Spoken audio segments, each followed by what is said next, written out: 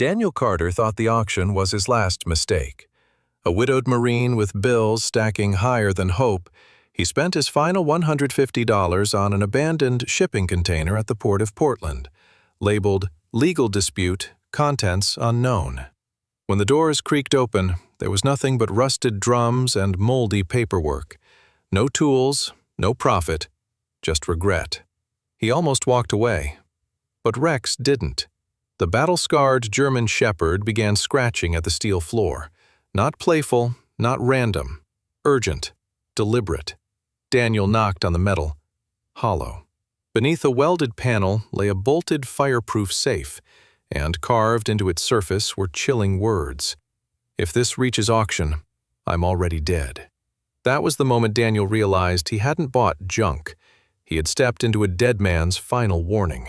Cold wind rolled off the Willamette River, carrying the smell of rust, diesel, and rain toward the auction yard at Terminal 6. Daniel Carter stood with his hands buried deep in the pockets of his faded field jacket, shoulders squared out of habit rather than pride. At 42, he still carried the rigid posture of a Marine, tall and broad-shouldered, with a jaw carved into hard lines by sun and sand from deployments long past. A faint white scar ran from beneath his right ear toward his collarbone, barely visible unless the light struck it just right. His dark brown hair was cut short, regulation neat, though streaks of premature gray threaded through it. A trimmed beard shadowed his jaw, more practical than stylish. His gray-blue eyes were watchful in a way that never quite softened, even when he tried to smile. Since his wife died 3 years ago in a freeway collision on I-5, something in those eyes had settled into quiet vigilance. He watched doors. He watched exits. He watched people's hands. Beside him sat Rex, an 8-year-old German shepherd with a sable coat, black over deep tan, thick fur bristling slightly in the river wind. Rex's ears were erect, his amber eyes alert but calm. A thin scar cut across his right ear, a souvenir from Afghanistan. He wore no flashy vest now, just a worn leather collar. To strangers he looked intimidating. To Daniel, he was steadiness made flesh. Rex had once dragged him out of a collapsed mud brick compound after an IED blast. Loyalty, Daniel believed, was not sentimental. It was survival. The auctioneer, a stocky man in his late 50s named Carl Donnelly, climbed onto a makeshift platform of wooden pallets.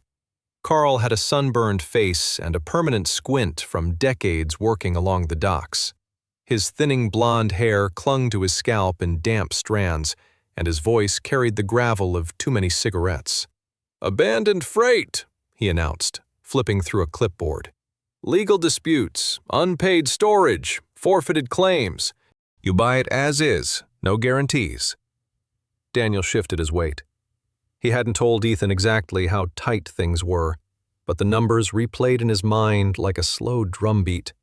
Rent due in 10 days, inhaler refills, the repair bill on the truck.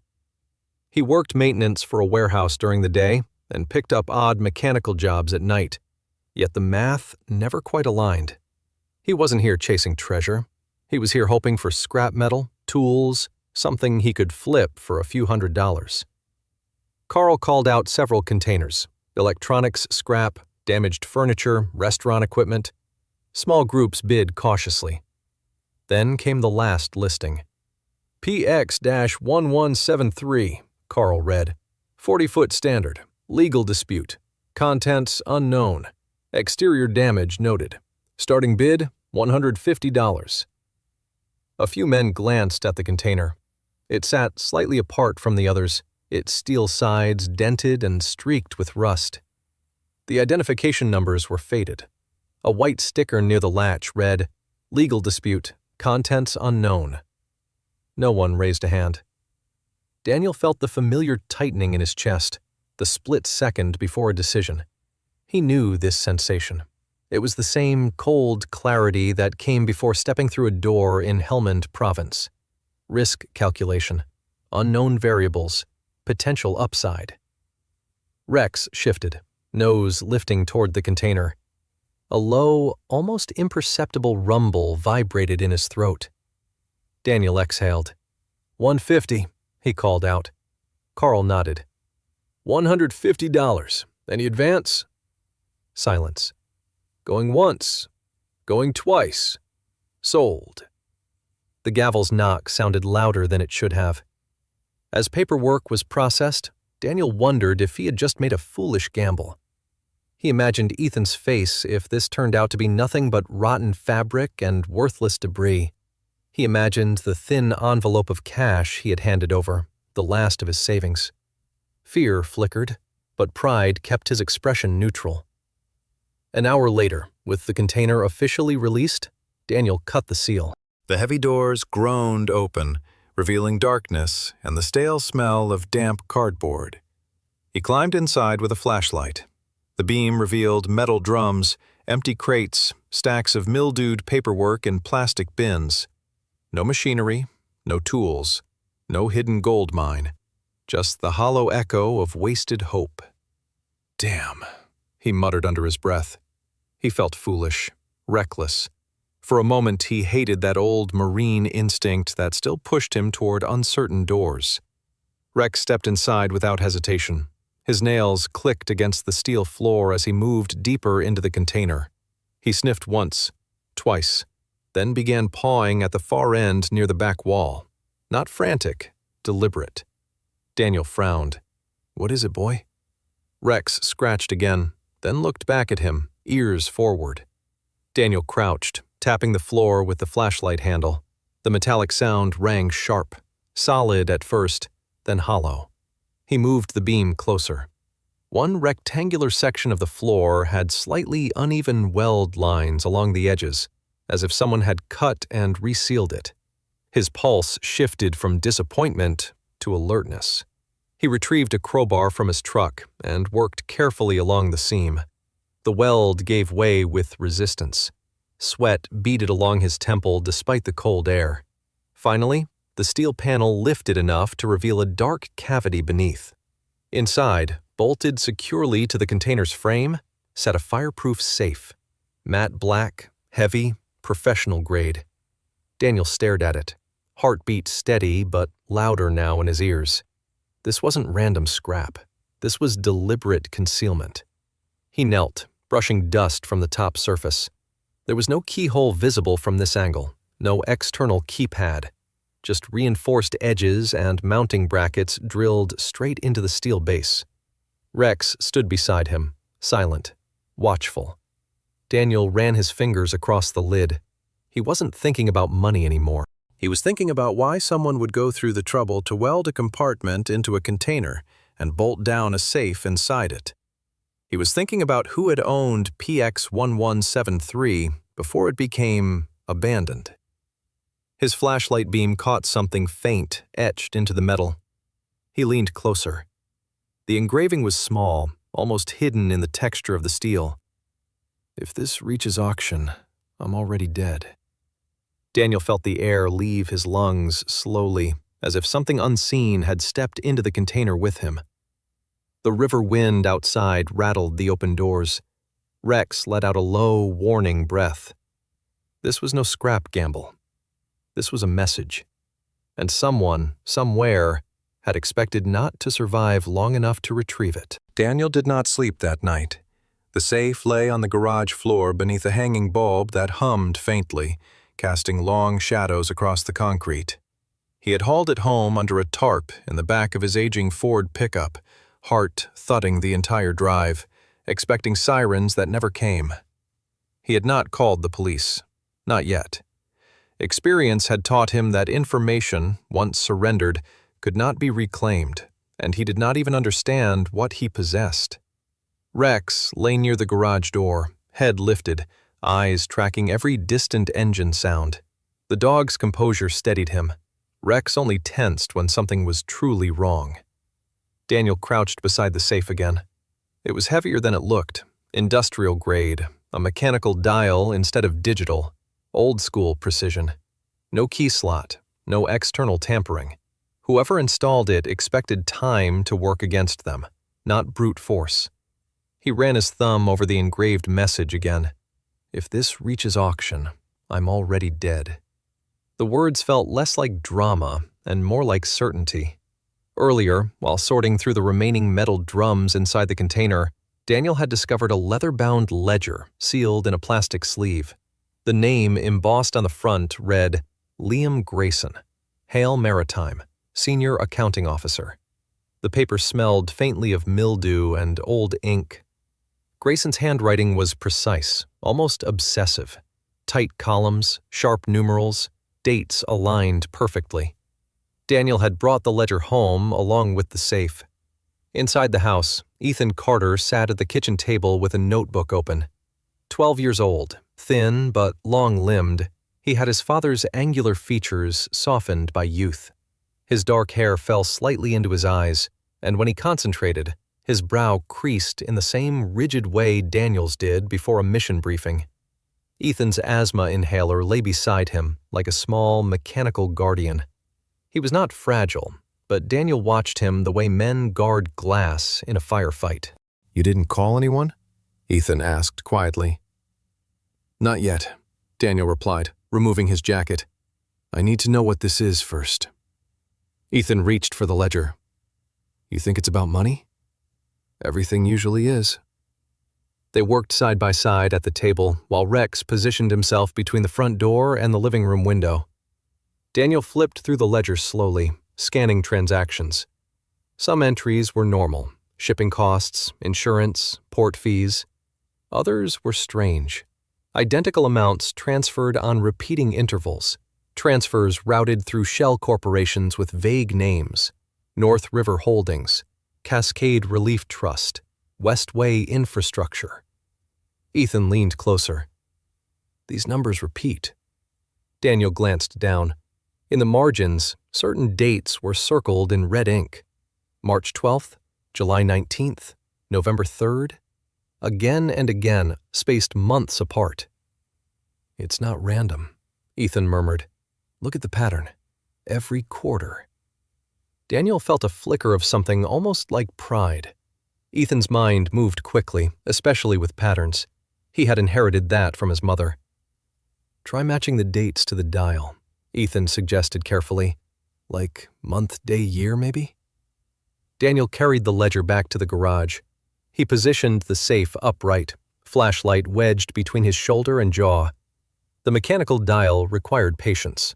Turn right, left, right, listening for the faint internal click.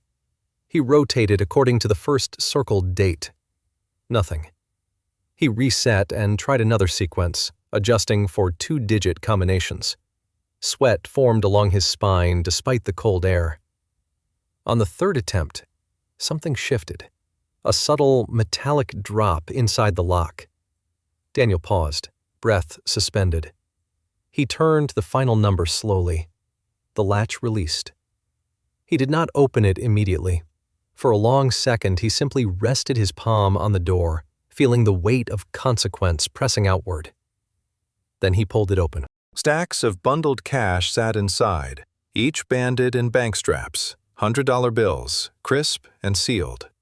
Daniel counted quickly by estimation, roughly $300,000. Beneath the money lay a compact SSD drive in a black case, a thick folder of printed transfer records, and a smaller notebook, different from the ledger, personal, less formal. Daniel felt his pulse in his throat. This was not a forgotten savings account. This was insulation, insurance. He brought the contents into the house and locked the doors. Ethan stared at the money, eyes wide but not greedy, just shocked. "Dad." "I know," Daniel said quietly. "We don't touch it." He opened the smaller notebook. The handwriting was less controlled here, slightly slanted, as if written under stress. "Marcus knows I copied everything. If something happens to me, PX1173 is my insurance. He won't expect it to go through liquidation. He thinks I'm scared enough." Daniel's jaw tightened.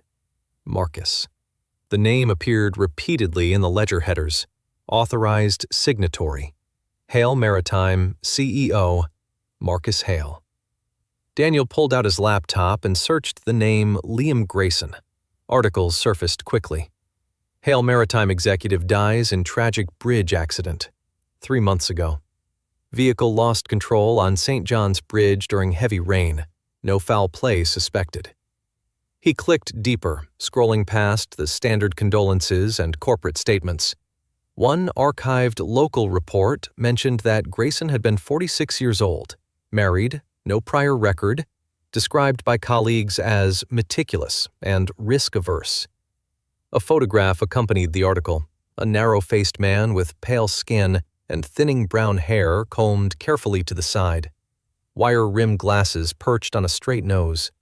He looked like a man who preferred spreadsheets to confrontation. Daniel opened the PDF of the accident summary. It had been closed quickly.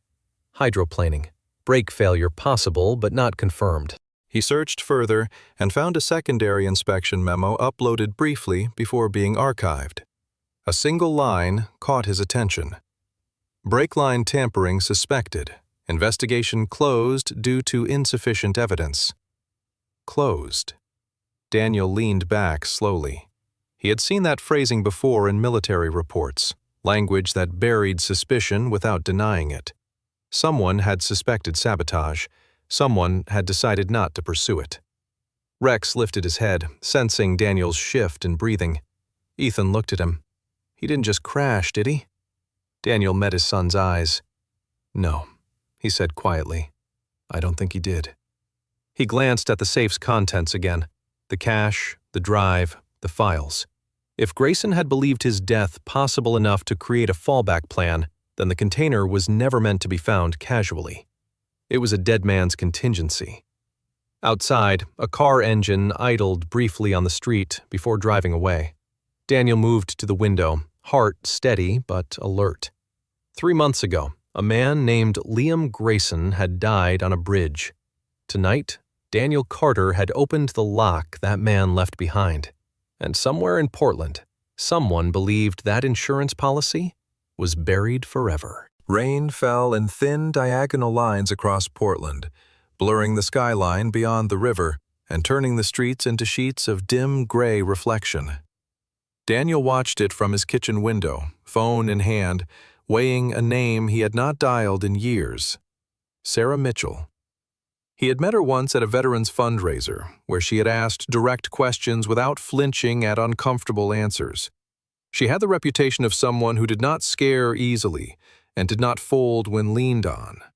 That was rare in a city where influence flowed as quietly as money. He made the call. Sarah answered on the third ring. Her voice was calm, slightly husky, with the clipped confidence of someone used to interrupting evasive politicians. They agreed to meet in person. The cafe she chose sat 2 blocks from the courthouse, narrow and unassuming. Sarah Mitchell arrived first.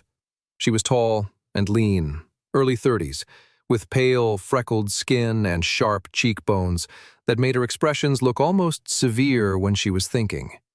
Her auburn hair was tied back in a low knot, loose strands framing her face.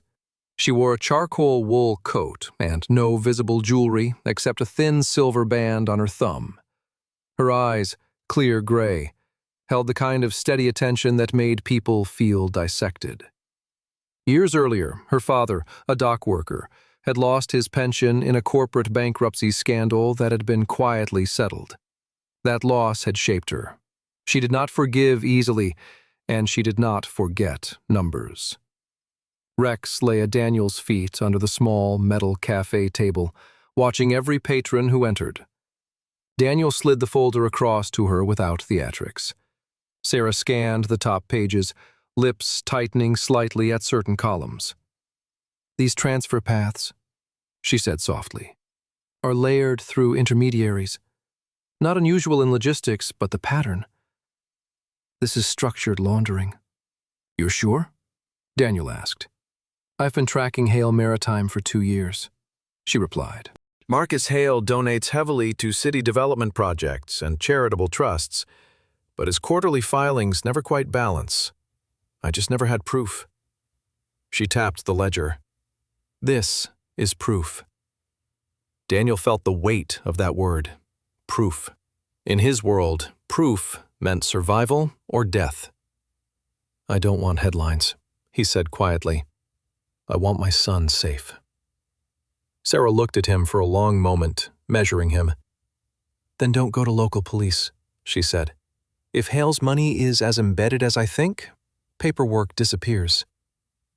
They parted without shaking hands. Subtlety was safer. Over the next 2 days, Daniel noticed patterns he might once have ignored. A dark gray sedan parked across from his house in the late afternoons, engine running intermittently. The driver never exited. When Daniel walked Rex, the car rolled slowly behind them before turning down another street. Daniel memorized the plate. It came back registered to a rental agency. At Ethan's middle school, Daniel began arriving 10 minutes early for pickup. On the third day, he spotted a man leaning against a lamppost near the entrance. The man was mid-40s, average build, clean-shaven, wearing a navy windbreaker and sunglasses despite the cloud cover. He held no child's backpack, spoke to no parent. He was simply there. When Daniel's gaze lingered, the man looked away first. Daniel felt a cold ripple along his spine. Back home, he worked methodically. He connected the SSD to his laptop and began duplicating its contents. Financial spreadsheets, scanned invoices, shell company registrations. He encrypted 2 copies on separate drives and labeled them neutrally. He did not trust the cloud. Digital footprints could be traced. Ethan watched him from the doorway. "Is someone watching us?" Daniel hesitated, then nodded once. "Maybe. That's why we prepare." Preparation steadied him. It was something he understood. On the 4th night after meeting Sarah, Daniel returned from the garage to find the front door closed but not latched. Rex stood rigid, fur raised slightly along his spine. The air inside the house felt disturbed, like a room after a window has been opened. Daniel moved silently, checking each room. No broken glass, no forced locks, drawers slightly out of alignment in his office, the safe under the bed untouched, the cash still inside the fireproof case. But one thing was missing.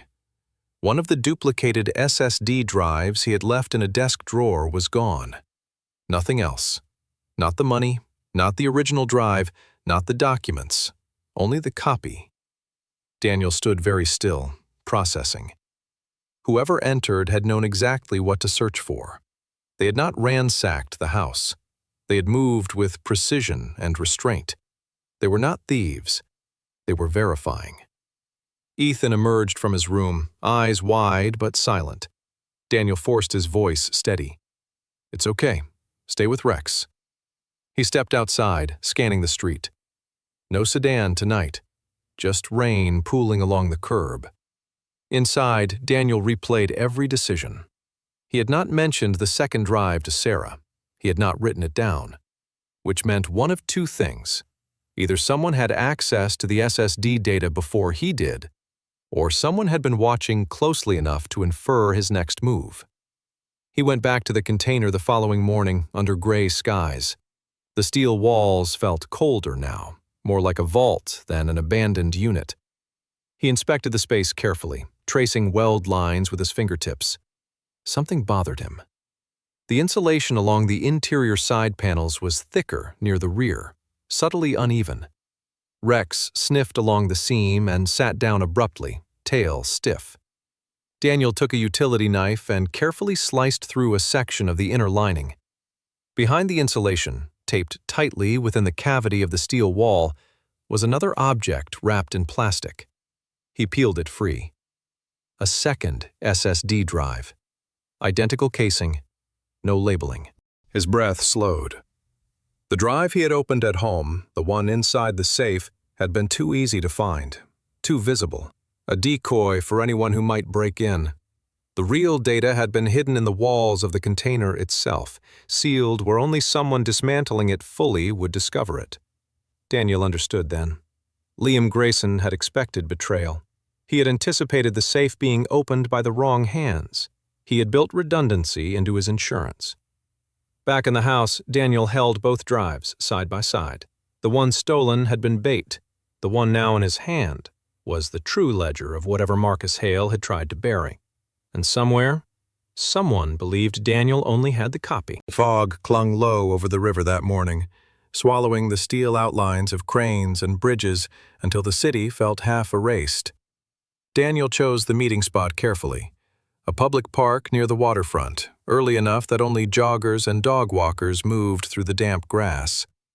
He carried the real SSD drive inside a sealed plastic pouch tucked beneath his jacket, close to his ribs.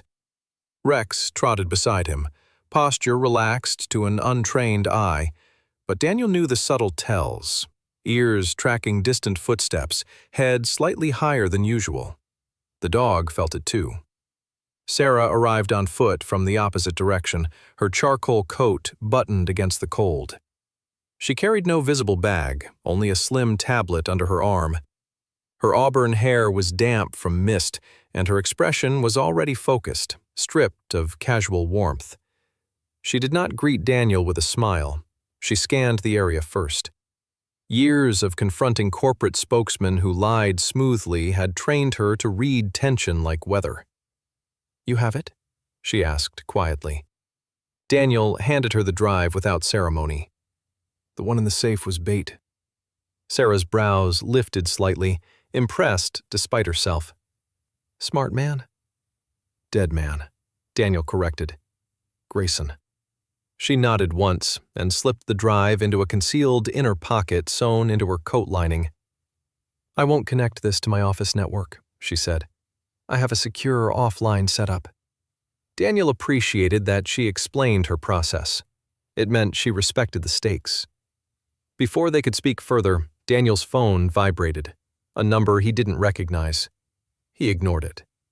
Moments later, a police cruiser rolled slowly along the park's edge. Sarah's eyes narrowed. "Did you call them?" "No." The cruiser stopped. 2 officers stepped out. The older one approached first. He was broad and heavy-set, with a square face and a shaved head that gleamed faintly in the gray light. His name badge read Officer Randall Pierce. His movements were calm, measured, almost rehearsed. The younger officer remained near the car, posture neutral. "Morning," Pierce said, voice smooth but impersonal. "We received a report from a neighbor last night. Possible disturbance at your residence, Mr. Carter?" Daniel felt something settle in his stomach. There was no disturbance. Pierce's gaze flicked briefly to Sarah, assessing her. "You reported a break-in?" "No," Daniel replied evenly. Pierce consulted a small tablet. "Our records show no forced entry, no property damage.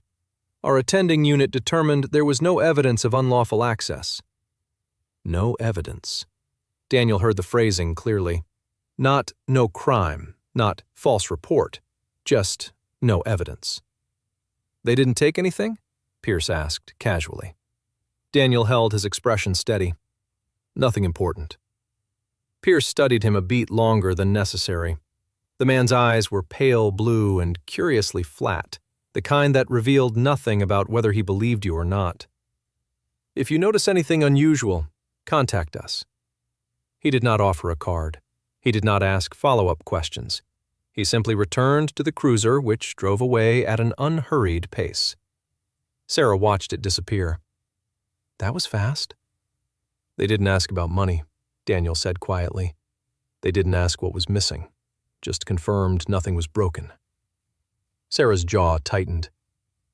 Marcus Hale donated nearly $4 million over the last 5 years to city redevelopment initiatives and mayoral campaigns.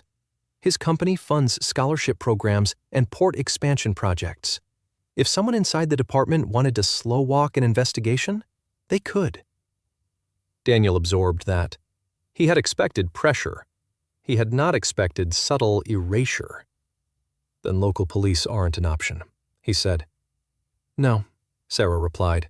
"Not if you want this documented before it disappears." Later that afternoon, Daniel arrived early at Ethan's school again. The air smelled of wet asphalt and cut grass. Children spilled out in clusters. Daniel spotted the same man from earlier in the week near the fence line, the one in the navy windbreaker. Today he held a disposable coffee cup and spoke briefly to another adult before stepping aside. Ethan approached Daniel with his backpack slung loosely over one shoulder. His face looked pale. "Dad," he said quietly once they were within reach of the truck. "That guy asked me something." Daniel's pulse sharpened. "What did he say?" "He just asked if you were doing okay. He knew your name." Ethan swallowed. "He said people were worried about you." Daniel forced calm into his voice. "Did he touch you?" "No." Rex pressed gently against Ethan's leg as if marking him. Daniel scanned the sidewalk. The man in the windbreaker was gone. Fear, when it arrived this time, was not abstract. It had a face and a proximity. That evening, Daniel sat at the kitchen table while Sarah called from a blocked number. "I ran a deeper check on PX1173, she said. "The container wasn't just sitting forgotten. It was renewed for storage every 12 months, twice." "By who?" "By Liam Grayson, personally authorized. He paid extension fees out of pocket." Daniel stared at the ledger lying open before him. "Why hold on to it that long?" "Because he wasn't ready," Sarah replied. "Or he was waiting." "For what?" "For a point where losing it wouldn't matter to him anymore." Daniel felt a slow chill. Grayson had kept the container alive for 2 years, preventing liquidation. Not abandoning it, preserving it. Like a fuse waiting for the right moment. "Something changed 3 months ago," Sarah continued. "After his death, the renewal wasn't processed. It defaulted into dispute status and moved toward auction. Meaning Grayson had maintained control until he died. Meaning the container only reached Daniel because Grayson no longer could stop it." Daniel looked at Ethan across the table, homework forgotten, inhaler resting near his elbow. Someone had approached his son in daylight. Someone had entered his house without force, and the police had recorded it as nothing.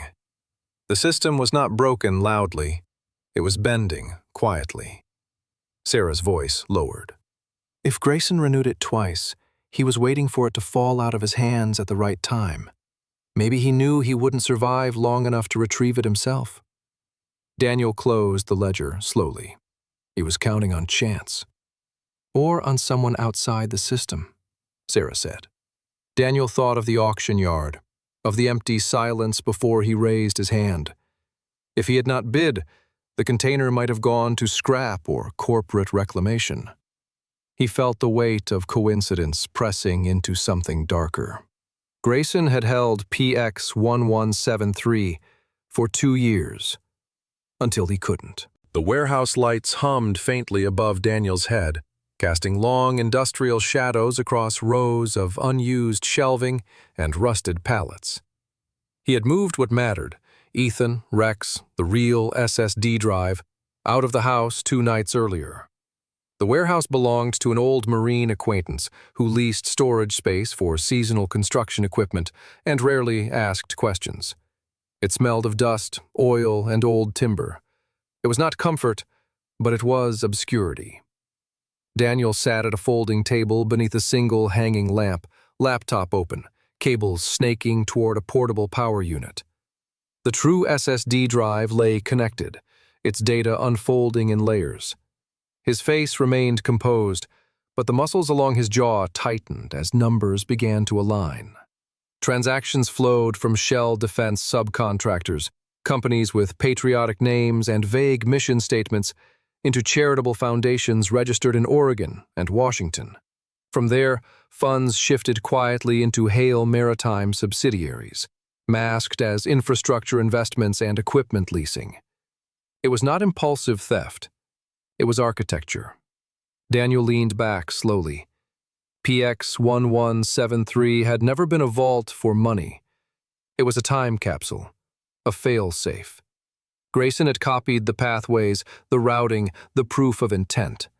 The container had been leverage, not storage. Rex lifted his head at a distant clang of metal outside. Daniel glanced toward the side door but did not rise. He trusted Rex's threshold. The dog did not react to ordinary noise. Sarah arrived just after dusk, her coat replaced with a dark windbreaker and jeans. She carried a small, encrypted laptop case slung over one shoulder. Under the fluorescent light, her face looked more drawn than usual, but her eyes were sharp with purpose. "I verified part of it," she said without greeting. "The defense contracts listed here, 2 of those subcontractors don't physically exist. They're paper entities." Daniel turned the screen toward her. The money cycles through a disaster relief foundation before landing in Hale Maritime accounts labeled Equipment Reallocation. Sarah exhaled slowly. "Charity laundering. Politically untouchable." Daniel nodded once. PX-1173 wasn't about hiding cash. It was Grayson's final contingency. If he died, this would surface. Sarah studied him carefully. "Then we escalate." To who? "Federal level. Financial Crimes Division, not local, not state." Daniel considered the risk. Federal involvement meant publicity. Exposure meant vulnerability. But doing nothing meant the same. Before they could formalize the plan, Sarah's phone vibrated. She stepped aside to answer, her voice lowering. Daniel watched her posture shift subtly, shoulders stiffening, jaw setting. When she ended the call, she did not immediately speak. "What?" Daniel asked. She handed him her phone. An online article had just been published by a regional news blog known for political hit pieces.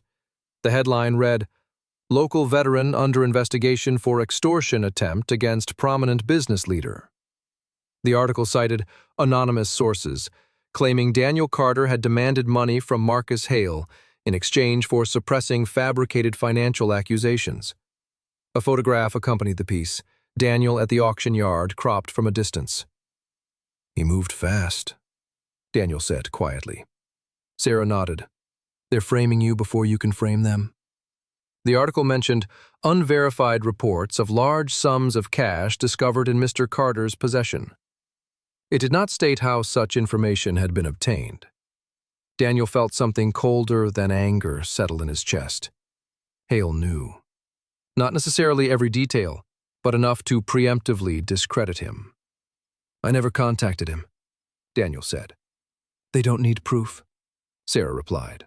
"They need narrative." Outside the warehouse, a vehicle rolled slowly past, headlights briefly illuminating the corrugated walls before fading. Rex rose silently, muscles tense but controlled. Daniel closed the laptop. "We move forward." Later that evening, Daniel drove Ethan to the warehouse under the pretense of a short project. Ethan did not question him. His trust was absolute and undeserved, Daniel thought. No child should have to learn how to measure danger by the tone of his father's voice. "Are we in trouble?" Ethan asked softly once they were inside. Daniel crouched to meet his son's eyes. "We're in the middle of something important. That's different from trouble." Ethan nodded slowly, trying to accept that distinction. Around midnight, Rex stiffened. A low growl vibrated through his chest. Daniel extinguished the overhead light and moved toward the side entrance. Through a narrow crack in the metal door, he saw a shadow shift near the rear of the lot. A figure moved deliberately, not drunk, not lost. Daniel's pulse steadied into something tactical. He picked up a heavy wrench from the tool bench, not brandishing it, but holding it naturally. The figure paused near a parked forklift, scanning the building. After a moment, a second silhouette appeared near the fence line. They were not here by accident. Rex emitted a controlled bark, one sharp warning. The figures froze. Then, without confrontation, they retreated into the darkness beyond the security lights. Daniel remained still for a full minute before breathing normally again. This was not intimidation by rumor. It was presence. Back inside, Sarah sat with her laptop open again. "The article is spreading," she said quietly. "Hale's PR team is amplifying it." Daniel checked his email out of habit. One unread message from an unrecognized, encrypted address. He opened it. No greeting, no signature. 48 hours. Evidence will disappear. So will you. Daniel stared at the screen, feeling the weight of inevitability pressing in. The phrasing was not theatrical. It was procedural. A deadline. Sarah read the message over his shoulder. "They're accelerating." Daniel closed the laptop slowly. Then we don't have 48 hours. Outside, the river wind carried faint metallic echoes through the industrial district. Inside the warehouse, Daniel Carter understood fully for the first time. PX 1173 had not simply exposed corruption, it had triggered a response. And the clock had started. The sky above the Fremont Bridge was a washed-out gray, the steel arches rising like a rib cage over the river, as if the city itself were bracing for impact. Daniel parked in the far corner of the nearly empty lot beneath the bridge, engine idling, hands steady on the steering wheel. Ethan was not with him. Daniel had arranged for a trusted veteran friend to keep him overnight. Rex sat upright in the passenger seat, amber eyes fixed on the windshield. The email's 48-hour deadline echoed in Daniel's mind like a ticking metronome. Sarah had arranged contact with a federal agent, off the record first, then official if the evidence checked out. The meeting was supposed to be discreet. The agent's name was Special Agent Victor Morales. Sarah had described him briefly over the phone.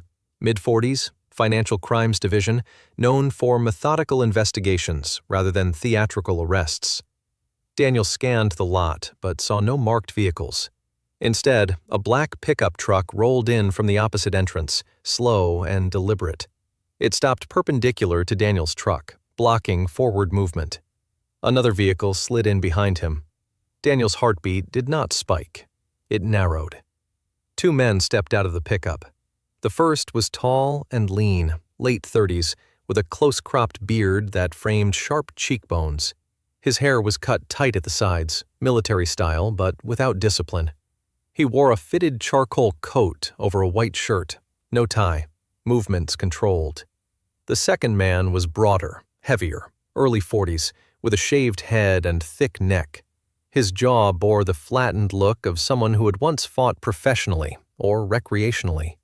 Both walked without urgency, as if arriving for a scheduled appointment. The lean man approached Daniel's window and tapped once with two fingers. Not aggressive, transactional. Daniel lowered the window halfway. "Mr. Carter," the man said smoothly. His voice carried faint traces of Midwest cadence.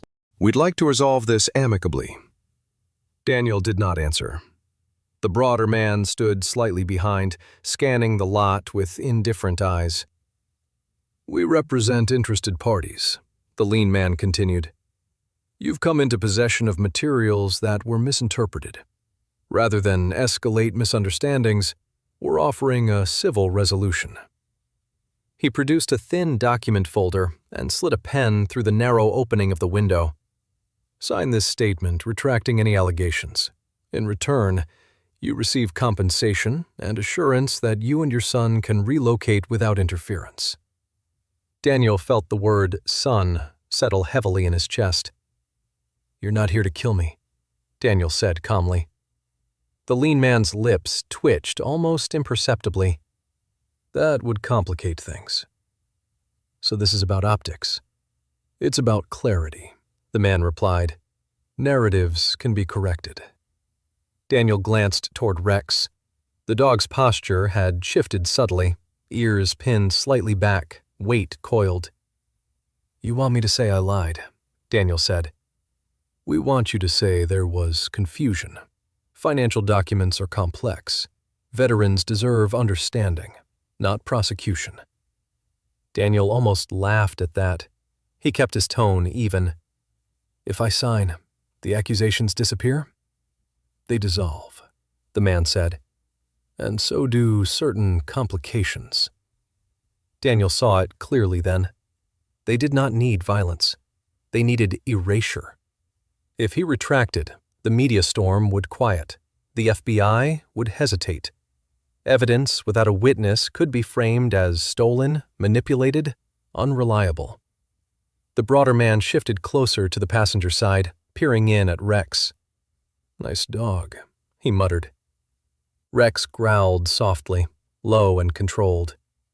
Daniel reached slowly toward the dashboard, where his phone lay mounted. The lean man's eyes tracked the movement. "No sudden calls," the man warned gently. Daniel's thumb brushed the screen, not dialing, but activating the preset sequence Sarah had configured earlier. If triggered, the encrypted data package would transmit automatically to her secure server and flag the federal contact she had established. He looked back at the man. "I'm not signing." The lean man sighed faintly, as if disappointed in a predictable outcome. "You misunderstand the leverage." The broader man moved abruptly toward the passenger door, testing the handle. That was enough. Rex exploded forward with controlled force as Daniel cracked the door open just enough.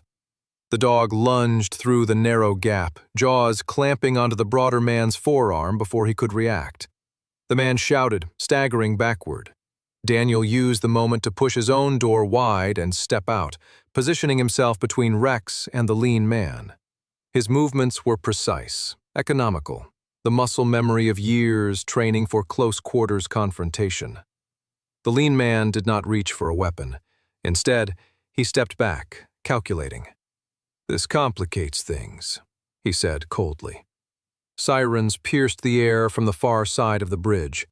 Daniel did not relax. 3 unmarked vehicles surged into the lot, surrounding the pickup. Doors flew open with coordinated efficiency.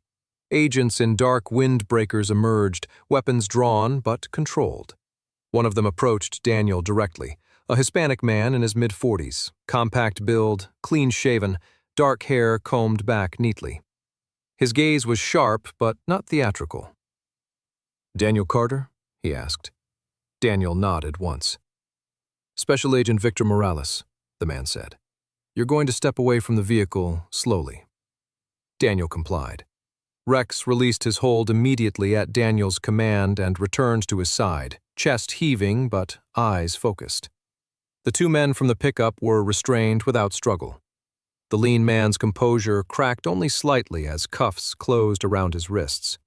Morales turned toward Daniel once the scene stabilized. "We've been tracking irregular fund movements since your associate submitted preliminary documentation," he said. His tone was factual, controlled. "The attempts to coerce you accelerated probable cause."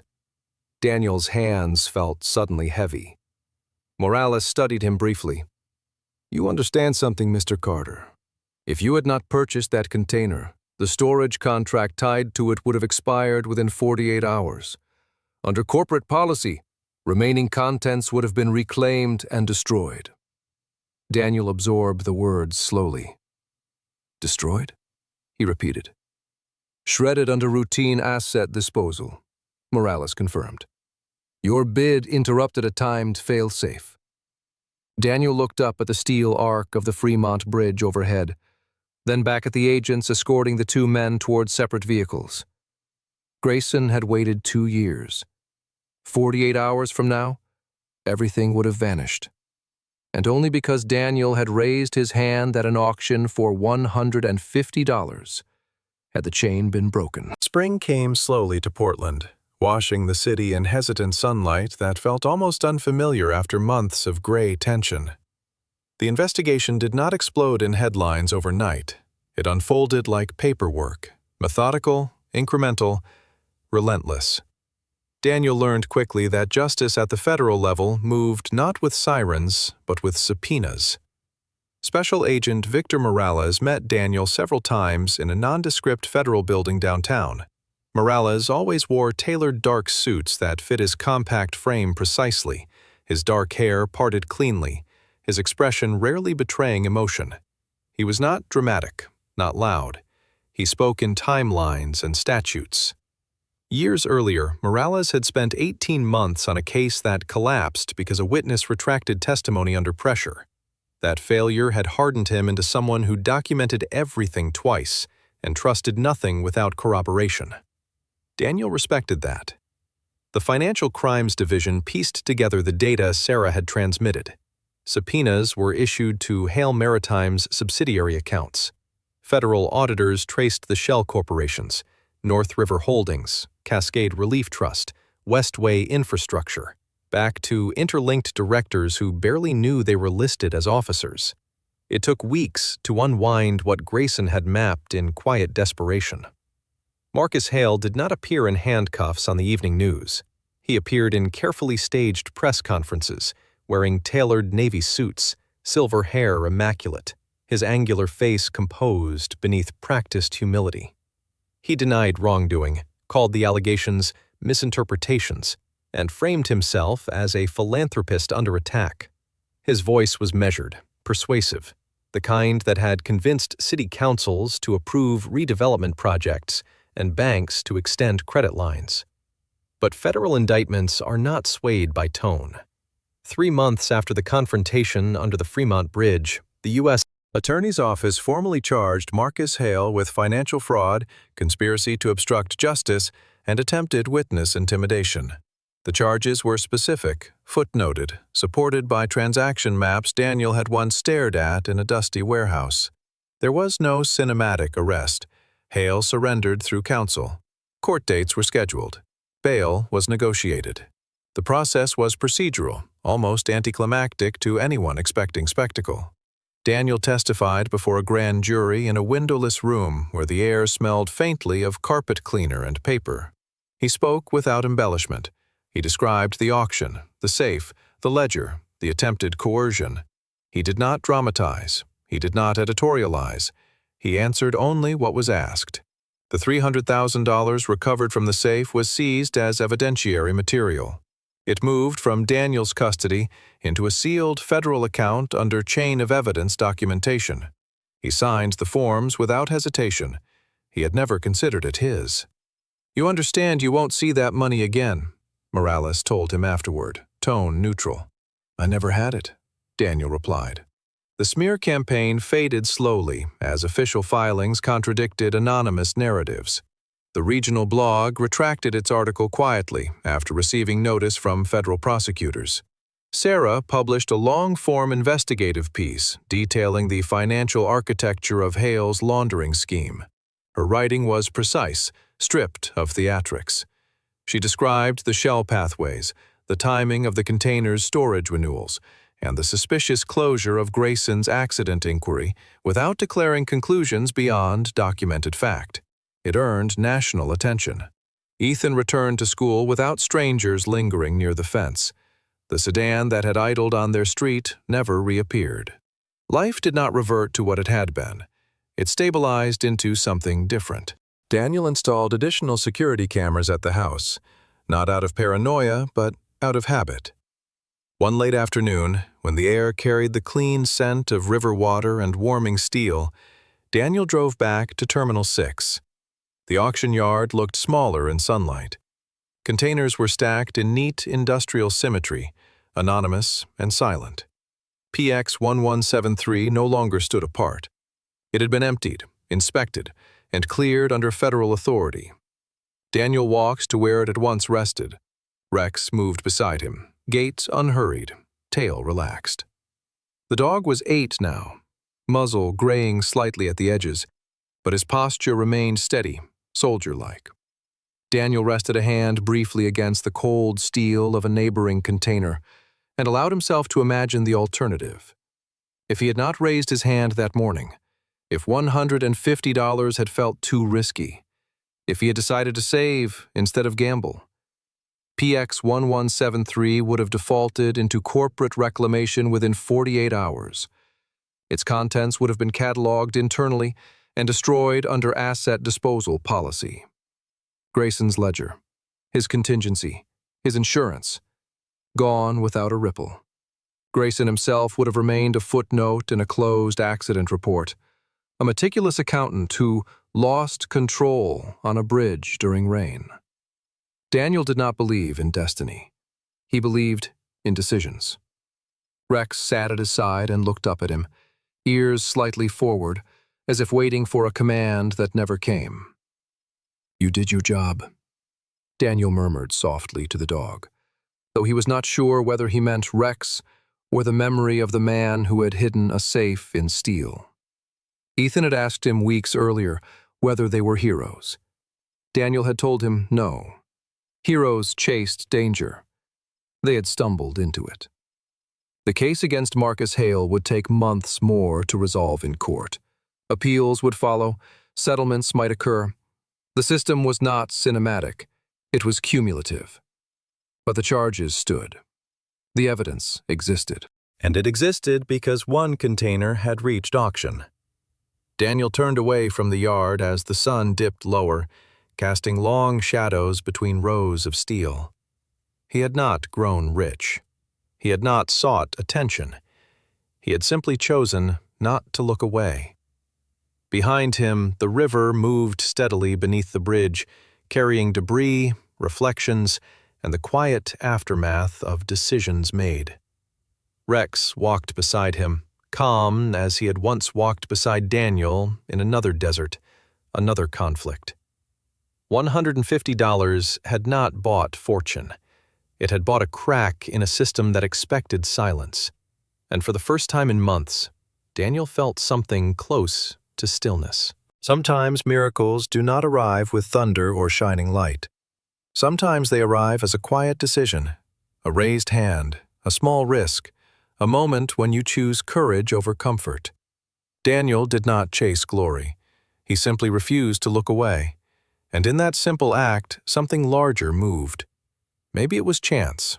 Maybe it was grace. Maybe it was God placing one ordinary man in the right place at the right time. In our daily lives, we face small choices that seem insignificant, yet they can shape destinies.